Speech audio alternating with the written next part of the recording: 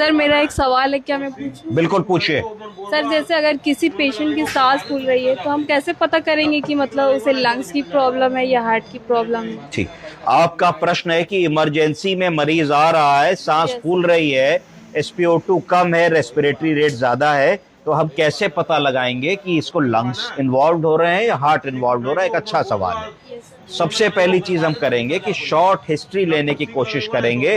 बाबूजी को सांस का रोग तो नहीं है, बाबूजी को दमा अस्थमा तो नहीं है, बाबूजी पंप तो नहीं लेते हैं, बाबूजी सिगरेट तो नहीं पीते हैं। इतनी चीजें अगर हम पूछेंगे 10 सेकंड में तो थोड़ा सा पता लगेगा, हाँ भाई 15 साल से पंप लेते हैं, बीच बीच में मौसम बदलता है, सांस फूलती है, दमा अस्थमा की शिकायत है।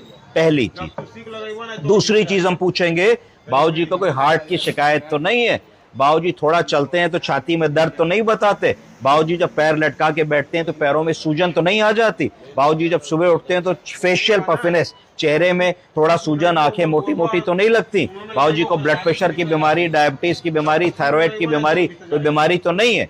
इतनी बातें पूछने से बहुत सारे क्वेश्चंस का आंसर हमको मिल जाएगा।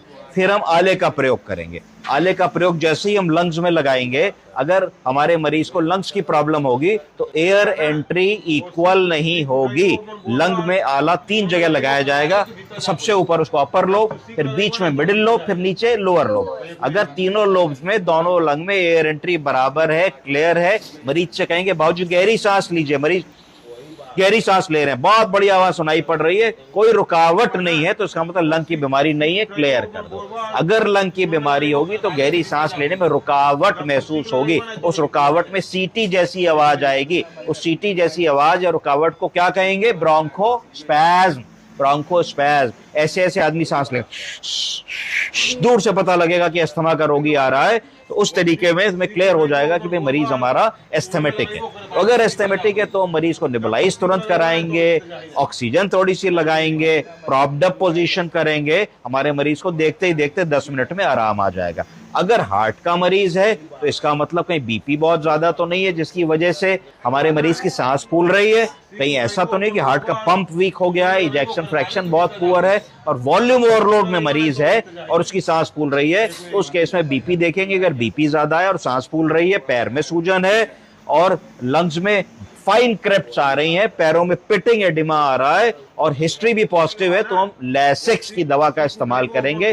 डायूरेटिक, कोई भी डायूरेटिक अगर हम लगाएंगे, लेसेक्स, टॉर्सेमाइड, फुरासेमाइड, एल्डेक्टोन, स्पाइरोलेक्टोन, गाइटेनिक्स, तो उस इन दवाओं को देने से मरीज को 500-700-800 ml पेशाब हो जाएगी। जैसे ही 500-700-800 ml पेशाब घंटे भर में होगी तो जो वॉल्यूम एक्स्ट्रा हो गया था, total volume of circulating fluid का, जिसकी वजह से उसको कार्डियक कंजेशन हो रहा था, ऐसे में गर्दन की नस भी मोटी मोटी दिखेगी, एनगॉर्ज्ड नेक वेन दिखेगी, है ना। कौन सी वेन होती है ये?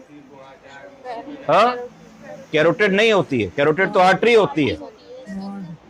हाँ, जुगलर वेन होती है ना, एक्सटर्नल जुगलर वेन। तो एक्सटर्नल जुगलर वेन एनगॉर्ज्ड मिलेगी, भरी भरी मिलेगी। तो ये सारे लक्षण में हम जैसे ही लेसेक्स देंगे, प्रॉप्ड अप करेंगे, थोड़ा सा मरीज को उस भी मरीज को थोड़ा सा ऑक्सीजन लगाएंगे, बीपी कंट्रोल करेंगे, तो मरीज हमारा इंप्रूव हो जाएगा। तो इस तरीके से जब तक डॉक्टर नहीं आ रहा है तो हम 10-15 मिनट, जो गोल्डन पीरियड हमारे पास है, हम एक ECG करके देख सकते हैं। अगर और थोड़े बेटर सेटअप में काम कर रहे हैं तो ABG करके देख सकते हैं, तो उससे पता लगेगा लंग्स की प्रॉब्लम तो नहीं है, कार्बन डाइऑक्साइड तो ज्यादा नहीं हो गया, CO2 PO2 का रेशियो कैसा है, pH कितना है, इत्यादि इत्यादि। समझ गए?